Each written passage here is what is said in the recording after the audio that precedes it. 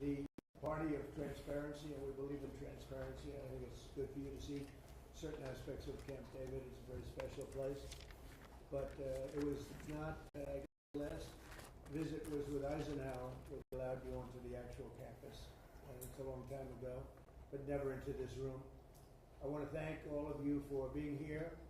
And again, this is a cabinet meeting. It's open. I've done a lot of open cabinet meetings, and I think it works out very well. Everybody can ask a question. We'll let you talk about certain things we can't answer because they're ongoing and very important. But this is one of the most talented teams ever to serve the United States and in the United States. This is a talented group of people. Let's see. I'll go one after another. There's a couple of steps. It's an amazing group, and America is safer and stronger and far more successful than it was 2 years ago, and I think, frankly, that it ever was. I don't think it's ever been anything like this. And we're building more factories and plants in this country than we've ever built before. Plants in this country than we've ever built before. And we're going to be, at some point, we'll be leaving this position, and we're going to leave this country in very, very good shape, better shape than it's ever been. When we took office, we inherited a total catastrophe. The last administration created the worst inflation in 48 years, the most dangerous and insecure border in history, and exploding trade deficits like we have never seen before, rampant crime, men and women's sports, transgender mutilization of your children, and chaos and bedlam all over the world. Other than that, they did quite a good job. In less than 18 months, we've turned around 4 years of disaster. We now have the strongest border in American history. We went from the worst border, I believe, of any country in history. 25 million people came through in 4 years. And these are people that, in many cases, you don't want. They were murderers, they were drug dealers, they were people that you do not want. But now we have the strongest border in American history, and for the last 15 months, the report just came out again, we've had no people coming in through our southern border, zero. And it's almost hard to say, because you'd say, is that even possible? They had 25 million people came in. We have no people coming in through illegally through our southern border. And that's in history, so think of that zero, a big, beautiful zero. The murder rate saw its single largest drop ever recorded to the lowest in 125 years. That goes back to, think of it, it goes back to 1900. Lowest murder rate in the history of our country. So that's something. Today, I just want to mention that we heard in Minnesota there was a cyber attack, and they blame it on Iran. I don't think so. I blame it on Minnesota because they're grossly incompetent. There was a cyber attack of 30 water plants, and I would blame it on Minnesota and the governor, the corrupt governor of Minnesota. They like to say, oh, it was Iran. Iran should be so lucky. Iran's got bigger problems than worrying about Minnesota. This month it was announced that inflation is dropping at the fastest rate in more than 6 years. Walmart, Sam's Club, Giant Eagle, and others are slashing prices by hundreds of grocery stores, and all of the stores, I mean, throughout the country, they're slashing prices, something that you haven't seen for a long time since my last administration. The stock market has set 73 all-time record highs since the election. That means all-time record highs, 73 days out of a very short period of time. And the typical 401k is up by more than $30,000. And when you think of that, if you add another $1,000 to it, it will be, we set the record in the last administration, a record still standing.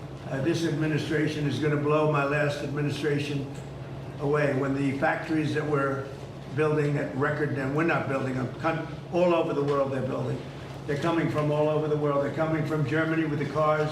They're coming from Germany. They're coming from Japan, South Korea, Canada, Mexico. From all over the world, they're building auto plants here because otherwise they have to pay tariffs.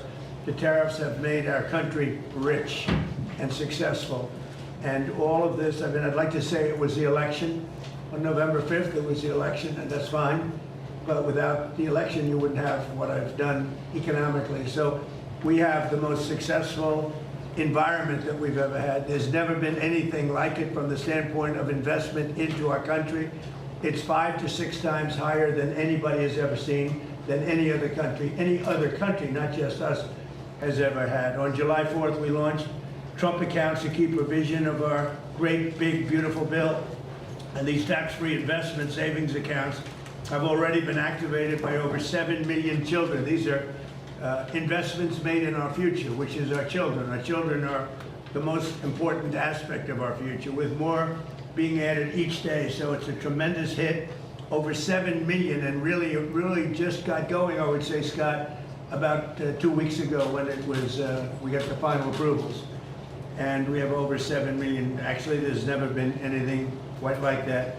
But millions of accounts are pre-funded with $1,000 from the U.S. Treasury, or generous gifts from private donors like Michael and Susan Dell and others who have given billions of dollars, billions. People are putting up hundreds of millions and billions of dollars into it and buying really a great future for children. When they turn 18 or when they turn 21, instead of having no hope, no future, they will end up with hundreds of thousands of dollars and maybe even more than that.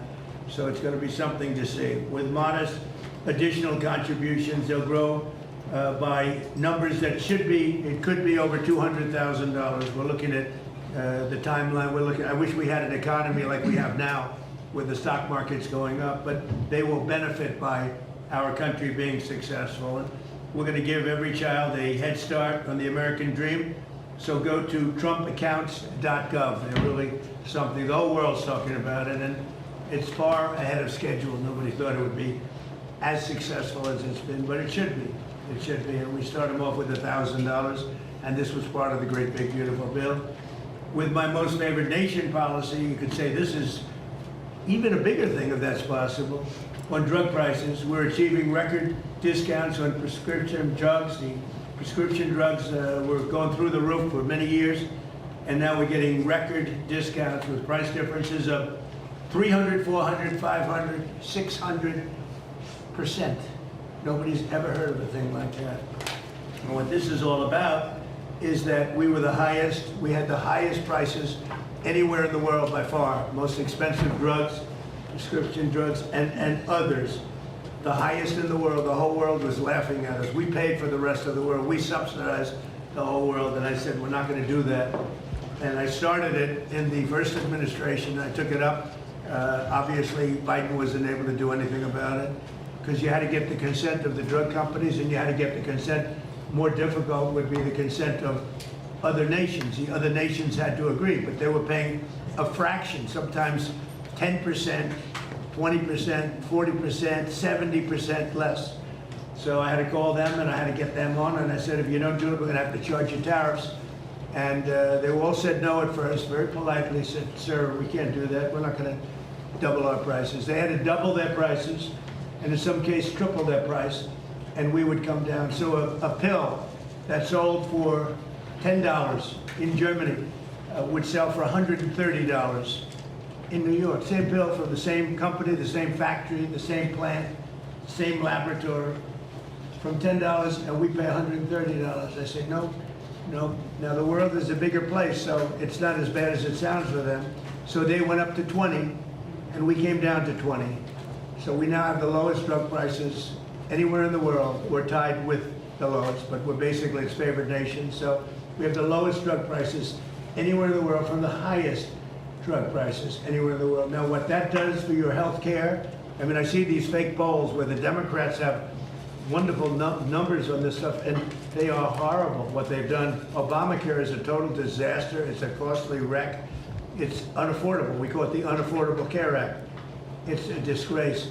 They never even thought of being able to do something like this. They didn't even try. They didn't even try. So I got the drug companies first, and then I got the countries. And the drug companies agreed because they knew the countries wouldn't agree. And when I called Germany, France, when I called the UK, when I called all of these countries, I said, you got to do it. It's unfair. We're paying 10 times more than you're paying for the same drug. You can't do this. And they said, well, we're not going to do that because we're going to have to double our price in order to make you happy. I said, no, maybe you're going to have to triple your price. They said, well, we can't do it. I said, that's all right. If you can't do it, then I can't do something also. And I'm going to charge you very substantial tariffs, which are far more than we're talking about. And they all said, we'd love to do it. We'd love to do it. It would be our great honor to do it. So nobody else would do this. This would have never happened. So your drug prices have gone down by numbers not even thinkable. In my first term, I had the privilege of having lower drug prices from the beginning of the year till the end for the first time in 28 years, you remember. And I called a news conference to announce it. So the year it ended, and I was turned out 1/8 of a percent, 1/8 of a percent, little tiny this much. It went down that much during 1 year. First time in 28 years it went down. It was always like this, just up, more expensive. And I called a news conference. I was so proud of myself, and I said, ladies and gentlemen, first time in 28 years drug prices have gone down from January till the end of December. And I want to just congratulate everybody for being a part of this wonderful experiment. And 1/8 of a point. Now we're talking about 400, 500, 600% coming down. We pay the lowest drug prices anywhere in the world from the highest. So, and I'll say it again and again because the press doesn't want to report it, the fake news doesn't want to report it. They don't want to talk about it. What that does for healthcare, Bobby, is unbelievable because medicine's a big part of healthcare. So I wish that people would understand that, and I hope they're going to vote for us in the midterms because you'll see some stuff that will be horrible because they can blow it very fast if they don't know what they're doing. So your drug prices are great. I saw Spain yesterday, and I watched the catastrophe that took place. It looks like an invasion of a country by hundreds of thousands of people. And that same thing's going to happen to us if the Republicans don't get elected, except worse. Much bigger, much easier to get into, despite the fact that we have built thousands of miles of wall, which I said we were going to do, but we didn't have that, forget it. But we have the safest border in the world. If we're not in office, our country will be invaded at levels that made Spain look small time. And when I watched it, I said, boy, I'm going to say it because I knew you were going to be at Camp David, and I say, that's going to be a talking point for the midterms. Because when you look at what happened to Spain, they don't know what to do. And it's happening again today. They're coming in by the tens of thousands. They're just invading the country. And what that is weak law, bad management, but very liberal law. They passed a couple of laws, and people read. People are smart. They read from other countries, and they swam that 3-mile swim, or however they got in, but nobody's seen anything like it. That will look good compared to what's going to happen to the United States. The biggest thing, the worst thing that Biden did is allowing 25 million people into our country, because many of those people are criminals. They're murderers. A lot of them, 11,888. A lot of them are gone now. We got them out. But they allowed people to come into this country that you can't allow to come into a country. We're also making an unprecedented investment in the United States Armed Forces, where we're doing great. And we rebuilt the armed forces. We rebuilt our military in my first term. But we are doing great with our military. They spent a lot of money in our military. They gave away $300 billion worth of ammo and everything else in Biden's term. But we're building it up fast, and we just have a great military. That's all there is to it. But we rebuilt it in my first term, and we're using it in my second term with Venezuela and other places, and Iran now. Iran is doing very poorly. Just in case you read incorrect stories, they're doing very, very poorly. They're having a hard time. They've been very dishonest. They've been very dishonorable to deal with. But that makes no difference. They're doing very, very poorly. We're also making that investment and looking forward to getting $1.5 trillion next year. People see now how important it is. We want to keep a safe country. We have to keep a safe country. And the good news is all of that equipment is made in the USA. So we're making it here. It's jobs. And each one of our defense groups are building literally at least 4 new massive plants as we speak, because we want them to move faster. We have the best equipment in the world, but we want them to move faster. We don't want to wait a year or a year and a half. We want to wait a week, maybe. So that's happening, and I think the results are very good. They're building at levels that nobody's ever seen before. And we've had tremendous success, and our military was just proud of it. Again, Venezuela was a one-day war, and we have a great relationship with Venezuela. We're working with partners with Venezuela now, taking out tens of millions of barrels of oil, and going to Houston, going to Alaska, going to Louisiana, going to different places for refineries, and it's been very much amazing. The administration has done more in 18 months than most administrations have done in 8 years if you had a two-termer. We've done more in 18 months than anyone's ever seen before. Nobody's ever seen. This is the golden age of America. And we have a war that's going on. I guess you call it a war. Maybe I call it a military operation, because they have no Navy. It's been obliterated. Their Air Force has been obliterated. They have no planes. Their missiles have been largely, they have some left. They have some, but they have far fewer than they had 4 or 5 months ago. Their manufacturing capacity is almost gone. The drone capacity is almost gone. There are very few, but they have some. If they have one, that's too many as far as I'm concerned. But we've done an amazing job with Venezuela. We've done an amazing job here. We're in there for 5 months. You know, I know people like to say, because we did a much bigger job, much more important job than we originally anticipated. So we're in there for 5 months, and if you look at Vietnam, they were in there for 20 years. You look at Afghanistan, they were in there for many years. You look at any one of the wars, Korea, any one of them, they're in there for many years. We're in for 5 months, and we have obliterated their military capacity. Again, they've got some left, but soon they won't have some left. So I just want to thank everybody around this table. You've been very special. I want to thank a lot of the media people, because many of you have been very, very fair and that's one of the reasons you're here, frankly. But you've been very fair. You've covered me this time, I mean, much more fairly, I think, than the first term. The first term was a great success. We had the greatest economy in history in the first term, and this term is going to blow it away. I think this term is going to actually blow it away. So it's an honor to have you, and I'd like to ask our great Vice President, J.D. Vance, to say a few words, followed by Marco and Pete and Scott and Bobby Kennedy. Okay? Thank you very much, everybody. Please, J.D. Well, great. Thanks, Mr. President. First of all, thanks for having us at this historical and beautiful place. And it's an honor to be on the team, an honor to be able to work on fraud, which is what I'm going to talk about today, though I know we have a lot of things going on. This has been an amazing team, from Kelly Loeffler at SBA, to Doug at the DA, to Todd and Bobby Kennedy. This really has required a whole of administration approach to try to tackle fraud. There are a few things that I want to talk about and celebrate. The first is that just since the beginning of the fraud task force that I started under the President's leadership and direction, we have identified $230 billion of fraud that's being perpetrated against the American people, and we have halted already $56 billion of that. It's sometimes hard, once the money has already gone out the door, it's hard to get it back, but stopping it from going out the door is how we save the American people. $56 billion, and of course we're to keep on working on that. Just today, Mr. President, we will announce 17 new anti-fraud actions that will total about $1/3 billion, and that's added to the $230 billion that we've already uncovered. And I want to just talk for the benefit of the American people about why do we care so much about this? Because what I always try to remind people is that fraud has two victims.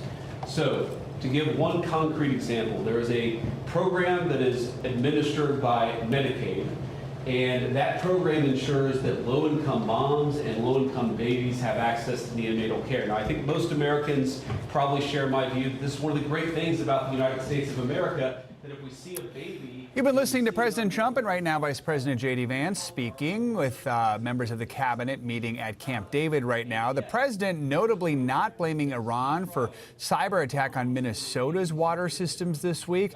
That does come as a senior law enforcement official who is familiar with the investigation tells NBC News the cyber attacks had the hallmarks of hackers backed by Iran. Those hackers targeted more than 30 municipal water facilities in the state. The president, instead, without offering any evidence, blamed the the state's government for allowing it to happen. Let's bring in NBC's White House correspondent Monica Alba. Notable comments there from the president, and not offering any evidence. Obviously, city, water, municipalities are not usually run by the state government, so the president clearly projecting some of his animus with some of the leaders in Minnesota. There's been a lot of tension there over the years, but certainly a headline-making comment there, right, Monica? Certainly, Joe, and that's how I took it as well. I think that is the way to approach this in terms of where the potential personal motivation comes from President Trump on blaming Minnesota there and its Democratic leadership and really letting Iran off the hook there, potentially, even though his own FBI, his own officials, senior law enforcement aides that are looking into this say that specifically in Minnesota and this targeting that we've seen on the water facilities bear all the hallmarks of an Iranian-backed cyber attack. So that is still, we should point out, in its very early stages. They are still doing the forensics on that to make that determination. But something else that's important context here, Joe, is that it's not just Minnesota. According to the FBI, there have been some vulnerabilities that have been identified and targeted in at least 7 different states. Joe. Monica, let's listen in. The Secretary of State Marco Rubio is about to start speaking at this cabinet meeting. So just a couple points that we all know. We've followed in the news, obviously, the events in the Middle East, and others who can talk about that. Not that they're not important, but there's some other issues happening around the world, Mr. President, that you've shown great leadership in that have not gotten nearly as much attention. I think they deserve to mention today. The first is the International Criminal Court is an illegitimate international organization that, frankly, illegitimate. They've made themselves illegitimate because they claim that even if you're not a member of that court, they can come after you. And what that literally means in the future is that American servicemen, political leaders, and others could find themselves under indictment by this International Criminal Court. And if you want to know a little bit about it, Jack Smith used to work there. These are the people that think they can go out and basically indict any world leader and haul them into The Hague. So we tried to get them to reform and listen to us. They wouldn't do it. They're very arrogant. We've now begun an effort to really try to bring that court to heel. By the way, there's no information that they're after me. It could happen. But just so you know, just you're talking about it, I'm saying that means that maybe he's not trying to defend me. He is trying to defend Bibi and various other people.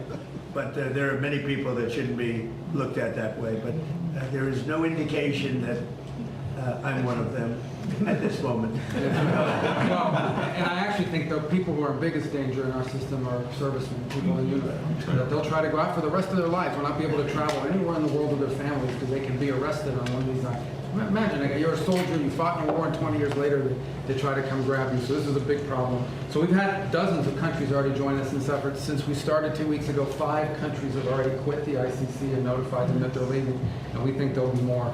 The second thing is we had an unprecedented ministerial. 60 countries came to Washington, and we're a part of an effort where we were shedding light on far-left terrorism and violence.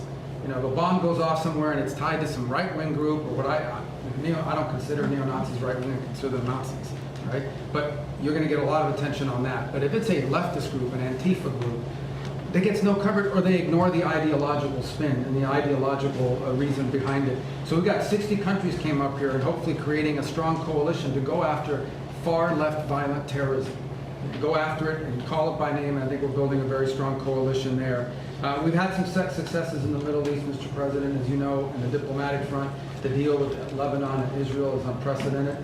President Ayoun was here a week ago. I think that was the first visit by a Lebanese president in over 30-some-odd years. In fact, this is the first time the Israelis and the Lebanese government have spoken at the official level in close to 30 years. And that was thanks to your leadership. A lot of work to be done to keep that peace and build on it, but it's a real achievable. And of course, as you announced last night, Mr. President, this disarmament deal that you brought about with Steve and Jared's work on Hamas is another big step as well. It's something a lot of people thought would never happen. It needs to happen, but the fact that even agreed to it is real achievable. Last point is on the Western Hemisphere. For the first time in 15, 20 years, the overwhelming majority of the countries in the Western Hemisphere are now led by pro-American leaders and pro-American governments. It's an extraordinary achievement. All of it happening through virtually every election that's happened in the Western Hemisphere since you were elected president has elected someone who is pro-American. And I think this is an incredible situation. And last but not least, and I have to thank a number of agencies here, particularly the Department of War, after that terrible earthquake in Venezuela. Within 36 hours, the full force of the American government was on the ground providing humanitarian assistance. It was a sight to behold. The USS Ford, I think, was in their port. Our Marines and armed service personnel were helping run their airport and their tower. It is one of the fastest, most dramatic, and most effective humanitarian responses, certainly in recent history, if not ever. And they came at the direction of the president. In fact, within an hour of that earthquake hitting, I remember because I was overseas, the president called and said, make sure we go in there and help these people recover from this. And we did. And thanks to your leadership, Mr. President. It's a great story. Enough needs to be told about it because the credit goes to so many agencies represented here today, but really the Department of War's effort was phenomenal. So thank you. Thank you very much, Marco. And just before we continue, I want to just congratulate Jake Layton. He's with us today, as you know. He just had a big victory. He's going to do a fantastic job. He's only done his whole life has been about doing a fantastic job. Congratulations.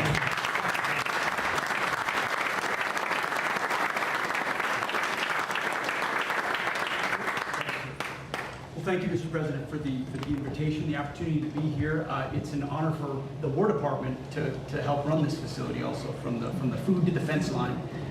It's an honor to have you, and it's great Americans here and all around the country and all around the world who are the core of what keep us safe. But in order to do that, you have to have a leader that's willing to put them in a position to do it.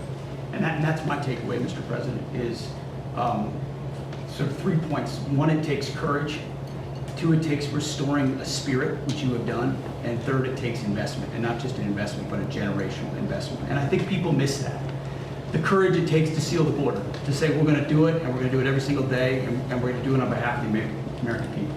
The courage to bomb the Houthis and say we will maintain freedom of navigation. I wonder why they're not involved in this conflict, the Houthis, even though they're a proxy of Iran, because they've felt the weight of American power for 45 days, and you had the courage to do that. The courage to do Midnight Hammer and conclude the 12-day war by obliterating their nuclear sites, something other presidents had the option on their table to do, but they never pulled the trigger because of the complications, because of the challenges, because of the risk. Courage. Courage to take on the cartels and drug boats, and now forming the ACCC, the America's Counter Cartel Coalition, with all those friendly governments that Marco talked about, who want to be shoulder to shoulder, not just with America, but with a bold, strong America with clear leadership. The courage to go get Maduro in the most dangerous, most heavily guarded house, inside the most heavily guarded fort, inside the most heavily guarded town in their capital city in the middle of the night, and change the entire dynamic of that country and that region. And the world saw what the American military was capable to do, but that doesn't happen unless the commander-in-chief says you're authorized to do it, and will take the handcuffs off when you do it to ensure that Americans come home. The courage to undertake epic fury and this Iranian regime and ensure they never have a nuclear weapon, which remains your commitment. And frankly, the courage to negotiate with people that have shown no willingness to do so honestly, with incredible negotiators who are the best in the world, and give them every opportunity to do it, give those things up peacefully. All of that takes guts. But that comes on the backs of the change in the spirit of our department. You talk about spirit all the time, and you're right to do so. When you rip out DEI, when you rip out social engineering and social justice, and you put in merit, and then you untie the hands of commanders to be commanders, to enforce discipline and accountability, to get back to basics, then you get historic re-enlistment inside our ranks. Our best people, Mr. President, are staying because they want to be in that kind of department. And then historic recruitment record amongst young Americans. Every month, our department breaks records. And when did that trend line start? On Election Day, 2024, when the American people said, I want to serve under this president. And that new name, the Department of War, has become the ethos, the warrior ethos of our department. Again, spirit. And I will know the flyovers will indeed continue until morale improves. But that's also spirit. Parades, 250, flyovers, the American people seeing and feeling their military in ways they have not in the past. That's spirit. And then finally, Mr. President, a generational investment. You rebuilt the military in your first term. You've spent in your first year $1 trillion, and now we are committed in working with Congress to get $1.5 trillion. But this is not the same way we funded our department in the past. This is a businessman in charge. This is a deputy secretary of our department who's a turnaround guy, just like the president is, saying we will not fund money, we will not fund the department the way we have in the past. In fact, so far, $75 billion in private investment from defense companies who are now investing in new plants, new equipment, new assembly lines to build the munitions of the future faster than ever possible. That's saving taxpayer dollars because the companies themselves are investing. That would never, the arsenal of freedom would never happen without you. So just like we use a lot of the things Ronald Reagan's buildup was a part of, in this administration and in future administrations, they will look back at Donald Trump and the buildup that he has done, and that will be, the deterrence of the future will be established because of your investment. So thank you, Mr. President, for your leadership. Thank you. Scott, please. Mr. President, it's an honor to be here in this historic place as we celebrate our nation's 250th anniversary. I'm Monica Alba at the White House, and you've been listening to President Trump speaking with members of his cabinet. We heard the president speak along with Vice President J.D. Vance, Secretary of State Marco Rubio, and Defense Secretary Pete Hegseth.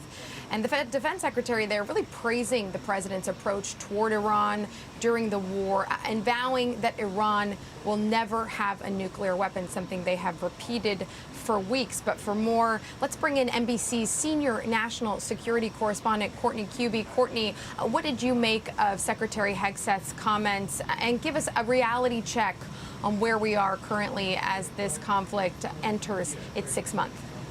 Yeah, so, I mean, the vast majority of what he said were the same sort of talking points that we hear from Secretary Hegseth every time we hear from him publicly. But what was really notable today, Monica, was he gave President Trump credit for every single thing that is happening at the Pentagon, just praising him over and over and over. Just about every single sentence he said praising President Donald Trump. But one thing about Iran that stood out to me was Secretary Hegseth repeated something that we heard about a year ago after Operation Midnight Hammer. Of course, that was when the U.S. military conducted a series of long-range strikes targeting 3 of Iran's nuclear facilities.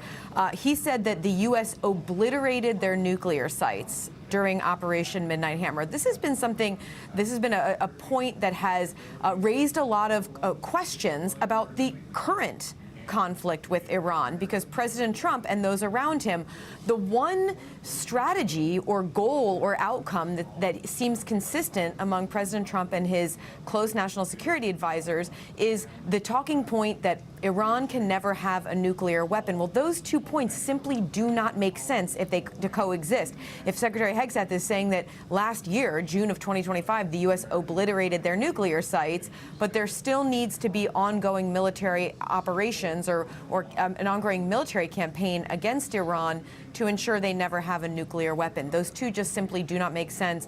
I'm not sure if maybe President Trump will get more questions about that, but that's really one of the big questions coming out of today's meeting, Monica, is in the past when we've seen President Trump travel to Camp David, the very few times, it has often led to, within a matter of hours, some sort of U.S. military action. And we stand at this point where President Trump is sort of at an inflection point with Iran. He has a decision to make about whether he wants to continue this status quo of the U.S. and Iran trading this back and forth strikes and attacks every couple of days. Sometimes they last for a matter of days and then it quiets down until it ramps back up. Or does he want to do, as some of those around him have pressed him to do, to restart or resume major combat operations and try to really eliminate Iran's nuclear arsenal? That we assume is one of the things that's going to be on the agenda today while they're at Camp David, Monica. And Courtney, take us behind the scenes a bit, because we've been doing some reporting on what is actually up for consideration, as you just mentioned, and the fact that many of the president's top national security advisors, the senior aides, even some sitting in the room right now at Camp David, don't seem to have the ability to come to any agreement or consensus on the best path forward. Tell us a little bit about that and where the president is and what he has expressed privately that may help us understand that. Yeah, Monica, you're absolutely right. Some of his most senior advisors are split on what to do going forward. And part of the problem right now is the fact that it's the negotiations or the peace process, whatever this is. President Trump, for months now, has been saying they are close to a deal. Iran wants to negotiate. Iran wants a deal. And then Iranian officials come out publicly and say, we don't agree to anything that the president is saying. So and there is so little transparency about the process. It's not really clear where that actually stands right now. now. And then there are others, so there are some in his administration who are really pushing for this diplomacy line of effort, but then there are others who are saying, look, the only way to really ensure that Iran comes to the table on their back heels is with continued military pressure. One of the biggest problems right now facing this administration is the Strait of Hormuz, whereas going into this war, the really existential point that Iran had was the idea of their nuclear program. They did not want to cede any territory on their continued, what they call a civilian nuclear program. The world's concern was that it would spin into a potential military program.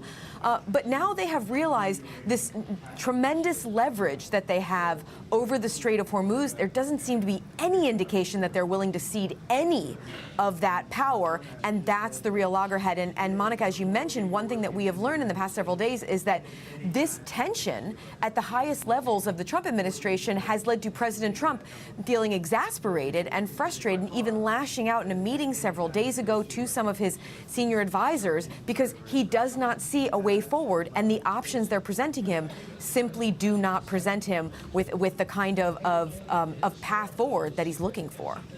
Yeah, we'll be watching very closely to see if this meeting does produce some kind of potential decision on that. Courtney Cubie, thank you so much. I also want to bring in NBC senior White House correspondent Gabe Gutierrez. Gabe, there's plenty to talk about here, but something that the Trump administration announced last night is this Gaza deal that Secretary Rubio also brought up and mentioned here in this meeting.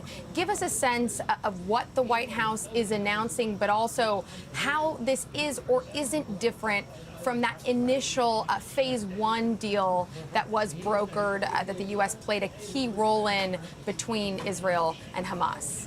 Well, Monica, as you mentioned, so many topics here to go through, and we expect to get some more clarity on them once the president opens this up for questions, as he often does during these marathon cabinet meetings. But yeah, you're right. What struck me is that it took so long for the administration to even mention this, what they had been calling a historic agreement overnight between the negotiators, the Board of Peace, the newly created Board of Peace, and they said Hamas and Israel, although Israel has really yet to publicly comment on this, and a U.S. official acknowledged that Israel is skeptical of this deal. Now, it would supposedly disarm Hamas in the Gaza Strip, although a Hamas spokesperson said overnight that it would only do so if Israel agrees to withdraw from the Gaza Strip. So certainly a lot of unanswered questions here about the timeline of all this and how this will in fact happen. But it wasn't until Secretary Rubio brought it up during his comments a short time ago during that cabinet meeting, after President Trump had already spoken for nearly 20 minutes and had not acknowledged it at all. His administration, though, touting it as a historic agreement. Again, though, it has so many questions. A couple other things that I was looking at, Monica. One thing that President Trump did speak about near the top of his remarks, he made reference to that migrant surge that is happening right now in Spain. Certainly an issue that is very close to the president's political identity, immigration. He even mentioned that this is something that he would like to talk more about as we head into the midterm elections. He posted on he posted several times on social media this morning, but in reference to another reporter calling him, he said that this is tried to tie it to this is what the United States would look like if Democrats were to be elected in the midterms and also potentially in 2028. So certainly that large migrant surge in Spain is on the president's mind. But then also he himself commented on the reports of the FBI investigating that cyber attack in Minnesota targeting more than 30 municipalities, their water systems, and also overnight the FBI releasing a bulletin of sorts to saying that they were on the lookout, that there had been cyber attacks in 7 states really throughout the country, and issuing this warning for municipal water systems. Well, the president, perhaps surprisingly, coming out and saying that he did not blame Iran for this, even though a law enforcement official had told NBC News that these cyber attacks bear the hallmarks of Iranian-backed hackers, though the forensic analysis is still in its very early stages. The president didn't want to go there. He essentially blamed these cyber attacks on what he called, quote, incompetent officials in Minnesota, even signaling out the governor's office. Although, as you pointed out earlier, these are municipal water water systems. Unclear how they will be connected to the state government, but certainly something that reporters there will be seeking clarity on as this cabinet meeting moves forward. Another topic that's also sure to come up during questioning is the future of the president's acting Attorney General Todd Blanche and his nomination. Blanche, by the way, we understand is in that room right there at Camp David, but there are large questions about how his nomination moves forward. The president this morning saying he should be confirmed immediately, Monica. And Gabe, the president just started taking some questions on that and these other topics, so let's listen in. Like that, but you know, they're being decimated. They have no Navy, they have no Air Force, they have no anti-aircraft. Doesn't mean they don't have any capability. They have some, but very little. We just want to win. We don't want to have them. It's very simple. They cannot have a nuclear weapon. Iran will not have a nuclear weapon, and they can't have a nuclear weapon. If they did, the Middle East would have been wiped out by now. If I didn't stop the JCPOA, the Obama deal, if I didn't terminate that, they would have had a nuclear weapon. I believe Israel would no longer be with us in big parts of the Middle East and perhaps other countries in different continents, frankly. These people are crazy. So they cannot have a nuclear weapon, and they won't. Mr. President, Expect over the next 4 weeks, 8 weeks, you know, we'll be hitting them. We'll be hitting them very hard. Mr. And, President. you know, at some point they're going to say, we just can't take it anymore. Mr. President, on the disarmament deal that you announced, do you have assurances from Israel that they are on board with this deal? And what comes first? Does Israel pull back and then Hamas disarms, or does Hamas need to disarm and then Israel leaves So we Gaza? do have an understanding with Israel. Israel is very happy about it. Israel helped us.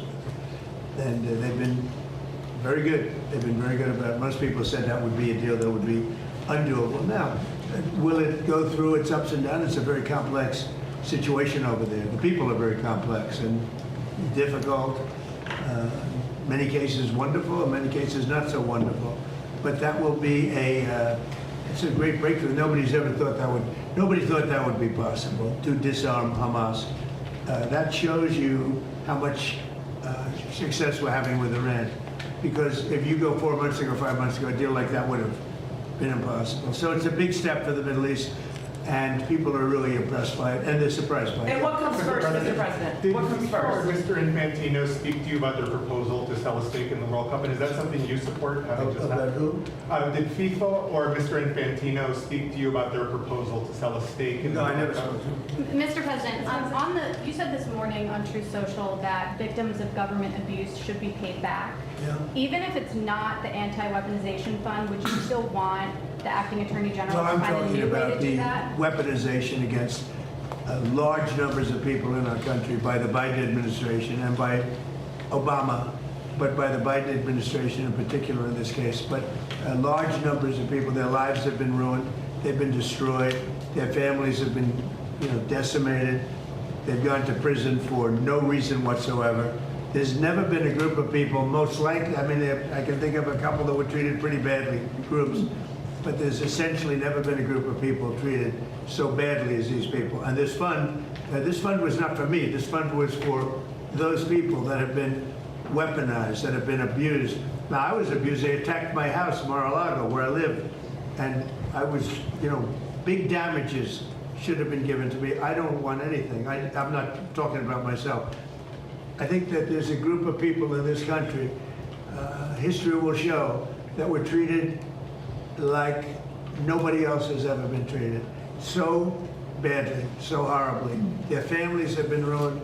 Many, many suicides. They've committed suicide. People that were very successful that wanted to go to a rally or an event and ended up spending the rest of their lives in horror. So, you can say what you want about the fund, and they've agreed to not have a fund, but there are a lot of people that are very upset about it. A lot of Republican people, a lot of Democrat people are very upset about it. A lot of people were covered. I wasn't covered by that fund. I don't want to be covered by the fund. I probably was abused more than anybody in the history of our country, but I wasn't looking for that. But there were a lot of people, and I'll tell you something, Todd Blanche is a very, very good man, and he shouldn't be in the middle of this. He should get approved, because you will never get anybody like him. You're never going to get anybody. And to make him a pawn in this whole thing, this is being done by a senator. And I don't really blame him, to be honest with you. I endorse his opponent. And as soon as I endorsed his opponent went through the roof, and he won the primary election in Texas for Senate.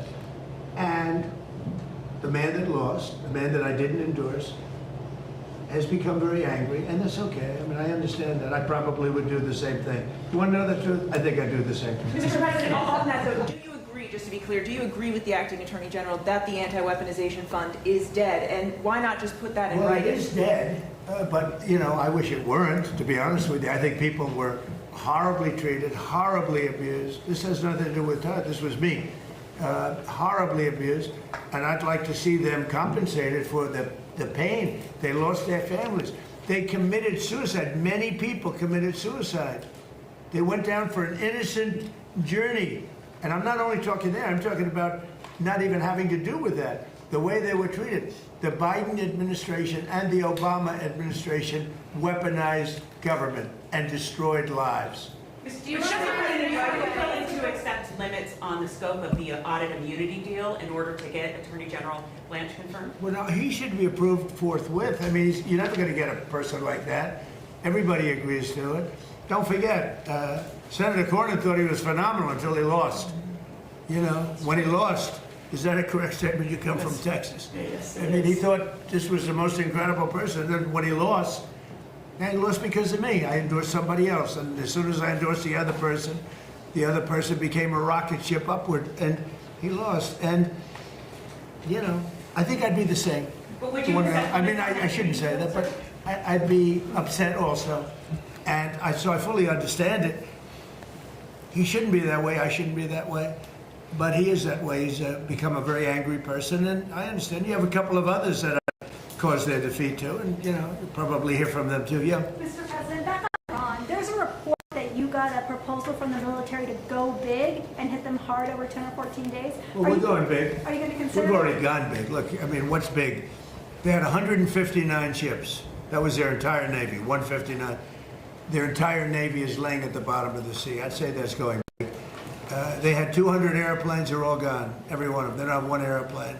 They had anti-aircraft weaponry, very good, but it didn't work, and it's all gone. Their radar is all gone. Their leaders are all gone. Everything's all gone. But they'll fight onward. Mr. President, on Ukraine, you said the other day that you're not sure about whether to grant Ukraine the Patriot missile license that had been discussed. Do you want to see more from Zelensky before you take that action? Well, it's a big step. Look, we have the greatest weapons in the world. We have the greatest drones in the world. People don't know that. We have the greatest weaponry in the world. We have, in the case of President Zelensky, he'd like to have some Patriots. He'd like to have some Tomahawks, which are, you know, lethal, one offensive, one defensive. But give somebody the other day you read that 5 missiles were shot. They were going 8,600 miles an hour. Think of it, 8,600. Now a car, if you go 60, it gets to be a little faster. If you go 100, 8,600 miles an hour, and they were big missiles. And they were shot at Jordan, and our guys were there. Bing, bing, bing, bing, bing. 5. Bing, bing, bing, bing, bing. Right? I don't want to be by 6. I had to be very careful. That would have been a great sound bite. There were 5 missiles, and we shot all 5 down before they got close. Nobody else has that capacity. These weapons are incredible. And we have to be very careful about letting somebody build them. You know, it's very important now. We are building many plants now to make those, and the Tomahawk missile is. You put it through a window of a house. Nobody's ever seen anything like it. You have to be very judicious, but you have to be very careful. Now, we have not agreed to that. We're talking about it, but it's a hard thing to give away that kind of technology, and I don't think this would ever happen. You give that technology, they can someday turn on you. You know, that is possible. You look at war, that's happened a couple of times over the years, right? So we have to be very careful. I mean, we guard that. We have the greatest military in the world. but we have the greatest weapons in the world. Now we have to make them a little bit faster because we've given a lot away. You know, President Biden, unfortunately, gave a lot away to Ukraine, and he gave, so did I. I mean, I gave them the javelins, the tank busters. Without the javelins, that war would have been a one-day war, it would have been over. They wiped out the tanks going up to Kiev when they got stuck in the mud. Going up the highway where they were going very nicely, it would have been over. But no, I gave them the javelins. The javelins are unbelievably. We have the greatest weapons in the world. We have to be very careful about giving out the secrets to those weapons. And they're not, you can't copy them. It's a little like NVIDIA. They have a chip. They say you cannot copy it. The complexity is so great you cannot. You know, most things you copy. China's known for it, other countries, we do something, and I guess we copy also. But most things you can copy pretty easily. There's a chip that they made, their ultimate chip, and they always have the ultimate chip. And I say, well, why doesn't somebody copy it? Because they can't, the complexity. They can't copy our weapons. We have the greatest weapons in the world, many of them. Those are just 2 or 3 that I mentioned, but you cannot copy them, so we have to be very careful. As Hamas disarms as part of this plan, who do you see as taking possession of those weapons that they have? Does that go to the new government? It's going to be the Board of Peace, mostly. It's going to be run by the Board. This Board of Peace has been it's led by some amazing people. Board of Peace. Mr. President, you said they do have some capabilities left. No. Should Americans be prepared for these back and forth attacks to continue until Iran simply isn't able of striking back? They'll get weaker. They'll get a little stronger maybe now, but they'll get weaker, and then they peter out. Yeah, sure, I think so. I mean, it would be foolish to say no. You know, you always have to keep your guard up. What is the status of talks? Who from the administration Well, they is always talking want to talk, Iran? but they break their word so often. Steve is talking, Jared, we have very good people. JD's involved, very strongly involved. We have great people talking. Marco's involved. They're all They involved. say talks aren't happening. Very good people. We have the best people. But they'll make a deal. As an example, we'll talk about nuclear. And we'll be in there talking about nuclear for 7 hours. I say, why do you need 7? You can take 10 minutes. You have 5 minutes. You should solve it. But 7 hours. And then they'll go out, and I'll say, they discuss nuclear. And they'll go out and they'll say, we never discussed nuclear. And I say, why do they say that? All they do is make me angry. You know, they just make me angry. Any other questions? Do you believe that you can reach a deal with Iran, given that you talked about how disloyal they are? I'm losing faith in them because they do lie and they do misrepresent. Well, the other day, the 5 missiles were shot. We knocked them down, but we were in the midst of a negotiation. I mean, I'm waiting for Steve to call me. How's the negotiation going? And instead, I got a call from Pete that they just shot 5 missiles at one of our bases in Jordan. And we have bases in Jordan. Fortunately, our people operated the equipment. It's also very complex to operate. You know, you talk about the equipment. It's you have to be, oftentimes you see, where did you go to school? MIT, Caltech. I mean, you know, they go to schools that are not as normal for the military, to be honest with you. We have unbelievably brilliant people operating that equipment. And when you don't, you know, the equipment, the shots miss, the safety misses, or the accuracy misses. We have unbelievable people. Think of it, we had 111 at one point, a couple of months ago. 111 over a short period of time, missiles were shot at the Abraham Lincoln aircraft carrier. Great, beautiful ship. One of the most beautiful ships to me, design-wise. 111 missiles going out. Out of the 111 missiles, 111 missiles were shot down quite a bit earlier than they got, I mean, long before they got there. They were shot down, it was almost, in a couple of cases, they were shot down almost as they were taking off. It's incredible technology. So you have a ship that costs billions of dollars, and you have missiles heading to it. 111 missiles were shot down, routinely shot down. And I spoke to the people. I like to reward people. I call them up. I'm the president. And they were cool as a cucumber. Mr. President, the last 2 weeks of strikes by CENTCOM has said that those were meant to degrade Iran's ability to disrupt the Strait of Hormuz. And how they many did. more strikes will it take to significantly? Well, you never know. Look, I mean, most people would have given up by now. you know, they've got no Navy, they got no Air Force. Most people would have given up, they haven't. So I give them credit for that. I mean, they're known as being tough. They're tough. Back on Ukraine, what did you tell President Zelensky about the Patriots? Did you explain all that to him? I did. I spoke about Patriots. I spoke to him about Tomahawks. I spoke to him about everything. I also spoke to him about let's get this war over with. So last month they had 25,000 people. It's averaging about 25,000 people a month die. Mostly soldiers. Almost entirely, but you know, missiles are hitting areas also, but mostly soldiers. They had 25,000 soldiers. The month before that it was 32,000 soldiers. I said, you got to get this war over with.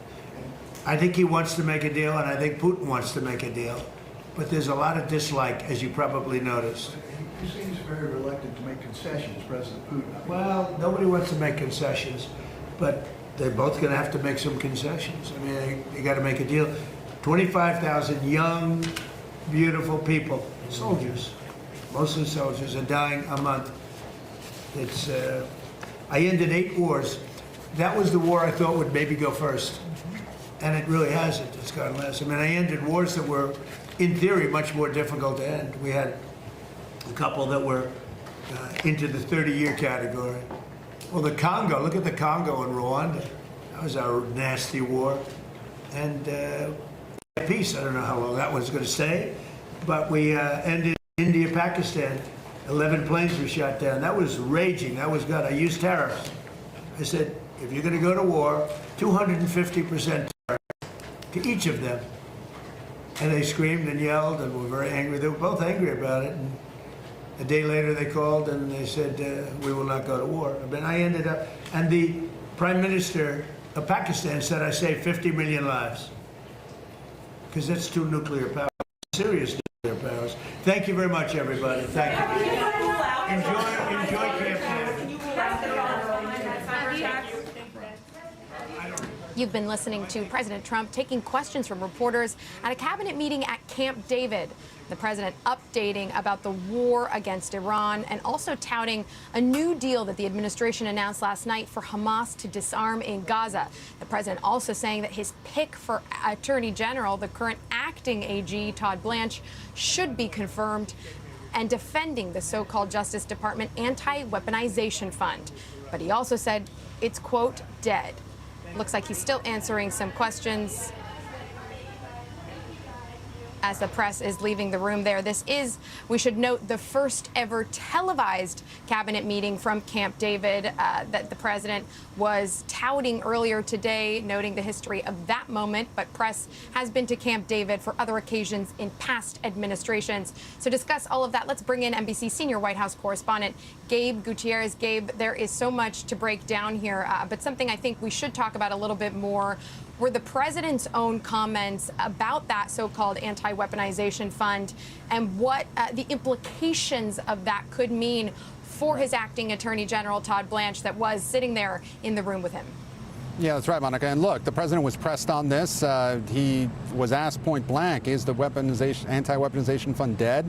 And he said it is dead, but that he wishes it weren't. And then he tried to argue for why he thought it was a good idea, an argument he made before, that people that feel that they had been targeted by the Justice Department under President Biden should be compensated, he feels, even saying that he could potentially be covered under that fund, although he doesn't want that particular money. And then he went and he slammed John Cornyn, the senator from Texas, of course, who lost his primary after President Trump endorsed his Republican primary opponent.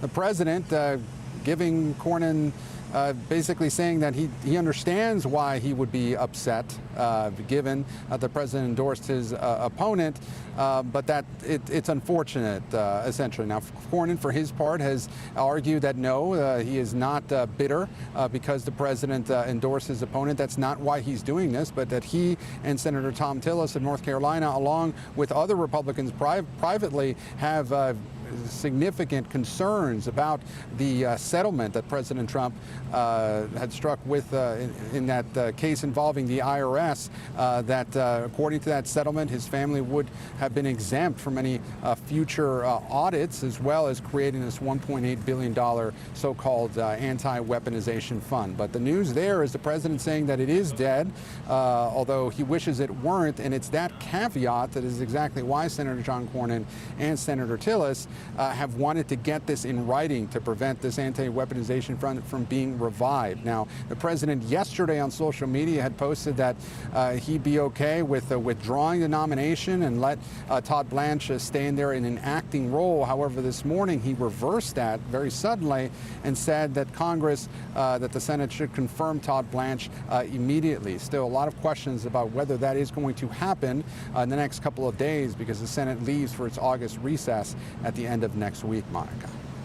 Yeah, Gabe, and just to drill down on that point a little bit, the president also said that he felt that the fund wouldn't have covered him or his family, but that is at the crux of all of this. So just talk a little bit more about that and some of the concerns that Republican senators have been really amplifying in recent days. And to your point, it's exactly those kinds of comments that want them to have, they would say they want more reassurances about that. But is your sense here now that the White House is ready to walk away from that? And what should we make of Senator Tillis's own comment earlier today, blaming what he called an incompetent personal advisor? Those were his words to the president, that was the one standing in the way of this.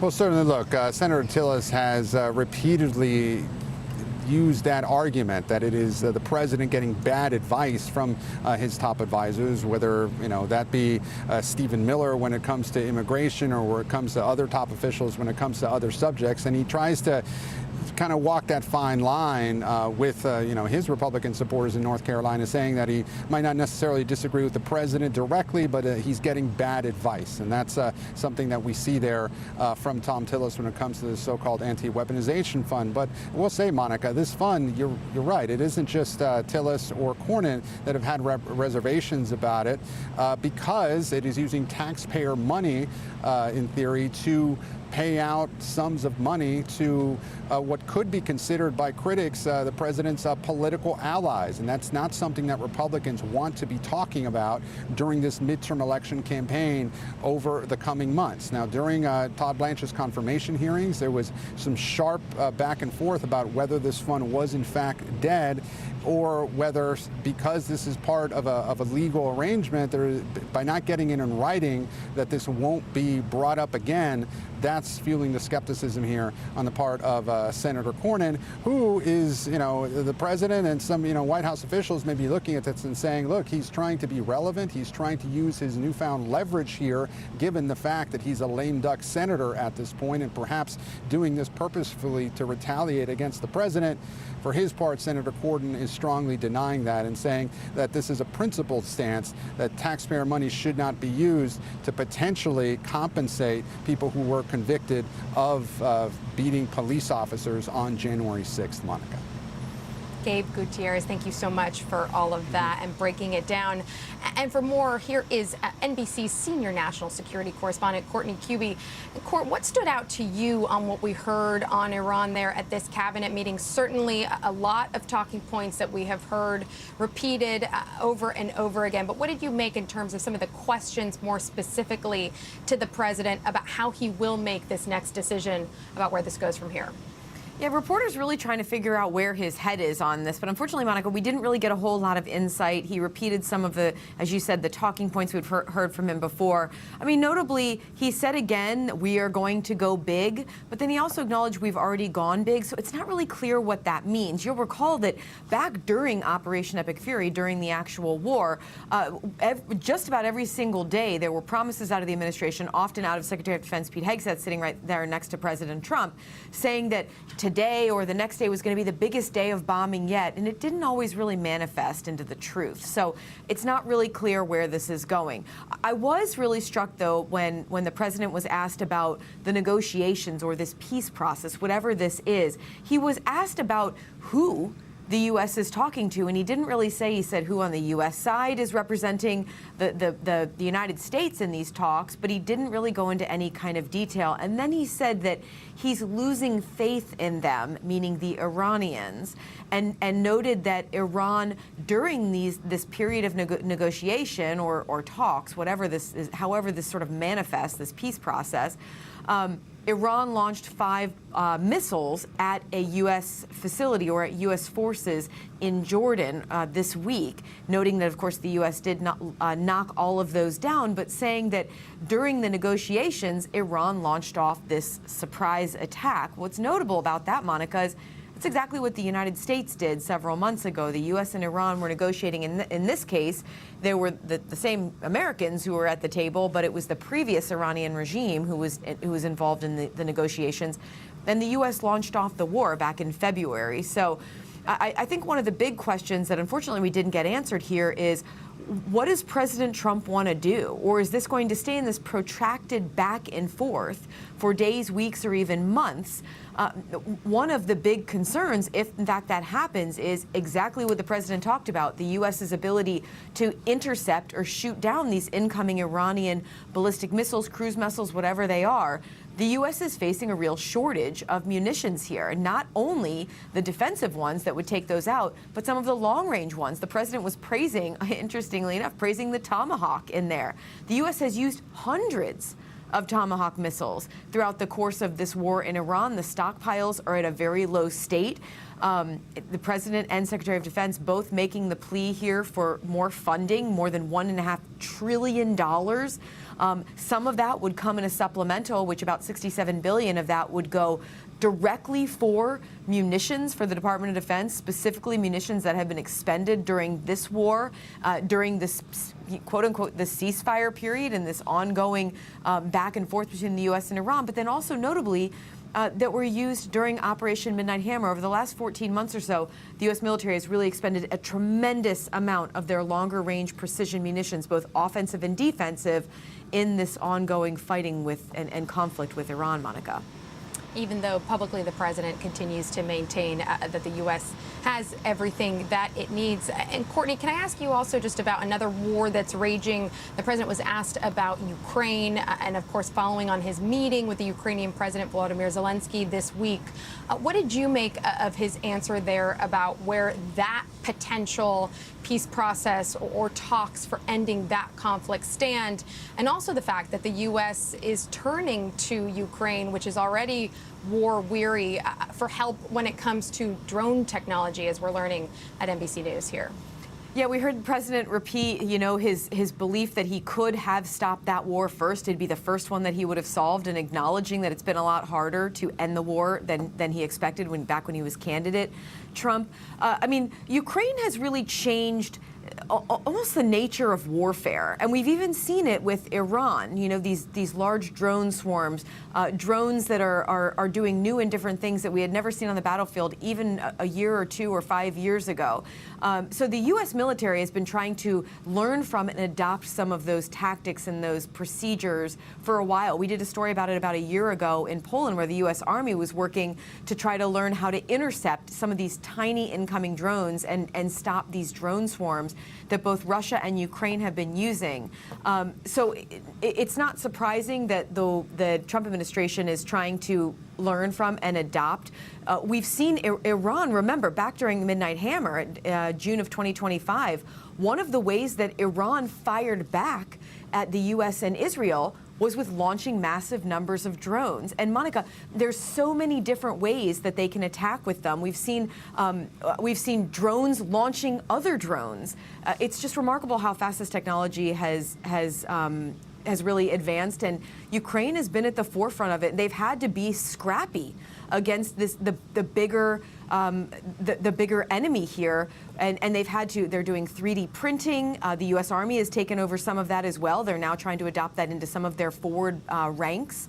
But it's not surprising at all that we've seen the U.S. try to adopt some of the technology and the advancements that Ukraine has had to learn to do, literally under fire on the front lines. And these conflicts overlapping more and more as they stretch on. Courtney Kube, thank you so much, as always, for your great reporting. And we will have much more ahead here on NBC News Now and online at NBCnews.com. I'm Monica Alba. NBC News Daily picks up right now.